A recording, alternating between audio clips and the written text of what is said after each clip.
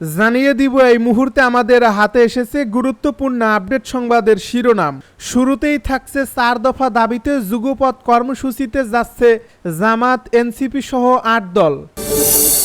এবারে জানিয়ে দিব চান্দিনায় আওয়ামী লীগ যুবলীগের ঝটিকা মিছিল। এদিকে 15 হলের ভোট গণনা শেষ, এবার বেলা 1টার মধ্যে শেষ করার আশা নির্বাচন কমিশন সদস্যর। আরও জানাবো আওয়ামী লীগের সঙ্গে আঁতাত করছে জামাত। সব শেষে জানিয়ে দিব শিবিরের ছাত্রলীগের সভাপতি ঢাকায় গ্রেপ্তার। এতক্ষণ শুনছিলেন হাতে থাকা আপডেট সংবাদের শিরোনাম, এবারে বিস্তারিত। তবে তার আগে অনুরোধ রইল ভিডিওটিতে একটি লাইক এবং কমেন্ট করে জানিয়ে দিন ভিডিও সম্পর্কে আপনার মূল্যবান মতামত। আরও জানিয়ে দিন ভিডিওটি কোথা থেকে দেখছেন বা কোন জেলা থেকে দেখছেন। 4 দফা দাবিতে যুগপৎ কর্মসূচিতে যাচ্ছে জামাত, এনসিপি। 4 দফা দাবিতে যুগপৎ কর্মসূচিতে যাচ্ছে জামাত, এনসিপি সহ 8 দল। জুলাই সনদের বাস্তবায়ন সহ 4 দফা দাবিতে যুগপৎ কর্মসূচিতে যাচ্ছে জামায়াতে ইসলামী, জাতীয় নাগরিক পার্টি ও ইসলামী আন্দোলন বাংলাদেশ সহ 8টি রাজনৈতিক দল। সংশ্লিষ্ট সূত্র জানিয়েছে অবিলম্বে দলগুলো পৃথক সংবাদ সম্মেলন করে এই কর্মসূচি ঘোষণা করবে। 4 দফা দাবির মধ্যে রয়েছে সংখ্যানুপাতিক পদ্ধতিতে জাতীয় সংসদ নির্বাচন অনুষ্ঠান, নির্বাচনের জন্য সবার জন্য সমান সুযোগ নিশ্চিত করা এবং ফ্যাসিবাদের দোসর হিসেবে জাতীয় পার্টি ও 14 দলীয় জোটের কার্যক্রম নিষিদ্ধ করা। জানা গেছে কয়েক দফা বৈঠকের পর জুলাই সনদের আইনি ভিত্তি নিশ্চিত করে এর আলোকে জাতীয় নির্বাচন অনুষ্ঠানের বিষয়ে 8টি দল একমত হয়েছে। সূত্র জানায় যুগপৎ কর্মসূচিতে যুক্ত হচ্ছে জামায়াতে ইসলামী, এনসিপি, ইসলামী আন্দোলন বাংলাদেশ, মাওলানা মামুনুল হকের নেতৃত্বাধীন বাংলাদেশ খেলাফত মজলিস, মাওলানা আব্দুল বাসিত আজাদ ও আহমেদ আব্দুল কাদেরের নেতৃত্বাধীন খেলাফত মজলিস, নুরুল হকের নেতৃত্বাধীন গণ অধিকার পরিষদ, মুজিবুর রহমান মঞ্জুর নেতৃত্বাধীন আমার বাংলাদেশ এবি পার্টি এবং সরওয়ার কামাল আজিজির নেতৃত্বাধীন বাংলাদেশ নিজামী ইসলামী পার্টি। বাংলাদেশ খেলাফতে মজলিস আগামীকাল রোববার সংবাদ সম্মেলন করে যুগপৎ আন্দোলনের কর্মসূচি ঘোষণা করবে। ইসলামী আন্দোলনের সোমবার পুরানা পল্টনে কেন্দ্রীয় কার্যালয়ে সংবাদ সম্মেলনের মাধ্যমে অভিন্ন কর্মসূচি প্রকাশ করবে। এ বিষয়ে জামায়াতের এক শীর্ষ নেতা যুগপৎ কর্মসূচির সিদ্ধান্তের কথা স্বীকার করেছেন। এনসিপির জ্যেষ্ঠ যুগ্ম আহ্বায়ক আরিফুল ইসলাম আদিব বলেন, এনসিপি গণপরিষদ নির্বাচনের মাধ্যমে জুলাই সনদ বাস্তবায়ন চায়। অন্য কয়েকটি দল সরাসরি গণপরিষদ নির্বাচনের কথা না বললেও জুলাই সনদের আইনি ভিত্তির বিষয়ে একমত। চান্দিনায় আওয়ামী লীগ যুবলীগের ঝটিকা মিছিল। ঢাকা চট্টগ্রাম মহাসড়কে কুমিল্লার চান্দিনা উপজেলা অংশে ঝটিকা মিছিল করেছে নির্বাহী আদেশে কার্যক্রম নিষিদ্ধ করা রাজনৈতিক দল আওয়ামী লীগ ও যুবলীগের নেতাকর্মীরা। শুক্রবার ভোরে কুমিল্লা উত্তর জেলা যুবলীগ এবং চান্দিনা উপজেলা আওয়ামী লীগ ও অঙ্গ সংগঠনের ব্যানারে ওই মিছিল করে তারা। শুক্রবার দিনব্যাপী সামাজিক যোগাযোগ মাধ্যমে আওয়ামী লীগের ওই মিছিল ভাইরাল হয়।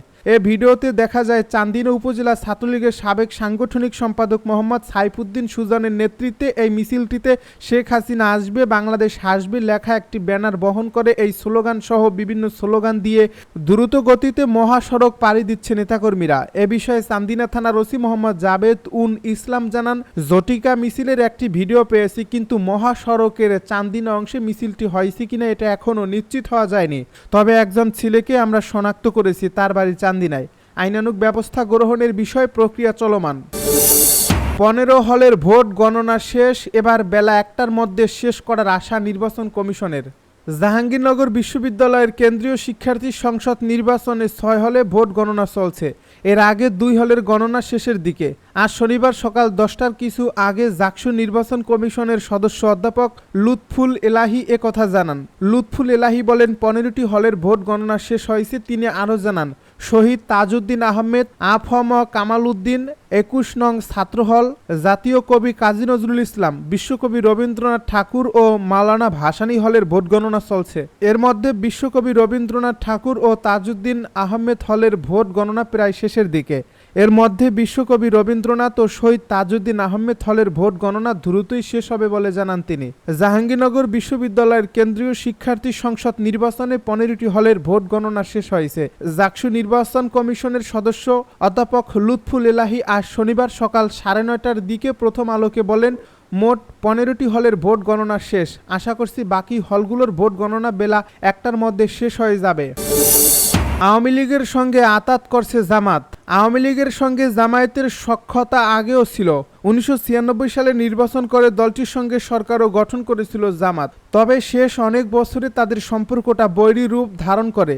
সেটা ঘুষিয়ে এখন জামাত আবার আতাত করছে আওয়ামী লীগের সঙ্গে, এমনটাই জানিয়েছেন বিএনপির কেন্দ্রীয় নির্বাহী কমিটির সদস্য অ্যাডভোকেট রুহুল কুদ্দুস তালুকদার দুলু। নাটোরের নলডাঙ্গা উপজেলার ব্রহ্মপুর ইউনিয়নে হলুদঘর ও শেখপাড়া গ্রামবাসীর আয়োজনে জনসভায় সব কথা বলেন। আওয়ামী লীগ আর জামাত একাকার হয়ে গেছে বলে মন্তব্য করেন তিনি।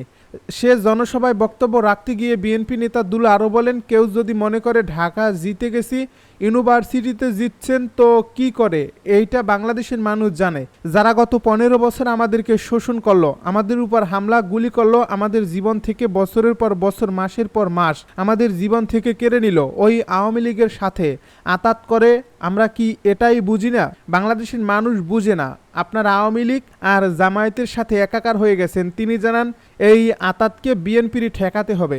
এদিকে ঢাকা বিশ্ববিদ্যালয়ের ডাকসু নির্বাচনে শিবিরের ঐক্যবদ্ধ শিক্ষার্থী জোটের নিরঙ্কুশ বিজয় লাভ করেছে দিন কয়েক আগে। দুলুর অভিমত, এই নির্বাচন মোটেও জাতীয় রাজনীতির রূপ তুলে ধরছে না। জামায়াত শিবির এই নির্বাচনে জিতে ভাবছে জাতীয় নির্বাচনে জিতবে। তিনি আরও বলেন, ঢাকা বিশ্ববিদ্যালয়ে আতাত করে ষড়যন্ত্রে চক্রান্ত করে তারা ভেবেছে ঢাকা বিশ্ববিদ্যালয়ে জিতলে তারা সারা বাংলাদেশ জিতবে। শিবচরে ছাত্রলীগের সভাপতি ঢাকায় গ্রেপ্তার। মাদারীপুরের শিবচর উপজেলার সূর্যনগর ইলিয়াস আহমেদ চৌধুরী ডিগ্রি কলেজ ছাত্রলীগের সভাপতি সাদ্দাম মোল্লাকে ঢাকায় গ্রেপ্তার করেছে ডিএমপি পুলিশ। শুক্রবার দুপুরে রাজধানীর বাংলা মোটর এলাকায় সরকার কর্তৃক নিষিদ্ধ ঘোষিত ছাত্রলীগের একটি ঝটিকা মিছিল থেকে তাকে আটক করা হয়। সাদ্দাম মোল্লা শিবচর উপজেলার বন্দরখোলা ইউনিয়নের 6 নম্বর ওয়ার্ডের আসিম ব্যাপারী কান্দি এলাকার বাসিন্দা। তিনি দলিল উদ্দিন মোল্লার ছেলে এবং সূর্যনগর ইলিয়াস আহমেদ চৌধুরী ডিগ্রি কলেজের ছাত্রলীগের সভাপতি। সূত্রে জানা যায়, জুলাই মাসে অনুষ্ঠিত গণ অভ্যুত্থানের সময় ছাত্র নেতাদের উপর হামলার ঘটনায় তিনি সরাসরি জড়িত ছিলেন। তার বিরুদ্ধে মোটরসাইকেল চুরির একটি মামলা রয়েছে। গত বছর মাদারীপুর জেলা গোয়েন্দা শাখার উপপরিদর্শক আবুল কাশেম শিবচর থানায় মামলা দায়ের করেন। মামলার তদন্ত করেন জেলা গোয়েন্দা শাখার উপপরিদর্শক এস.এম. ফরাত রাহিমের। তিনি তদন্ত শেষে গত বছরের 29 জুন আদালতে অভিযোগপত্র দাখিল করেন।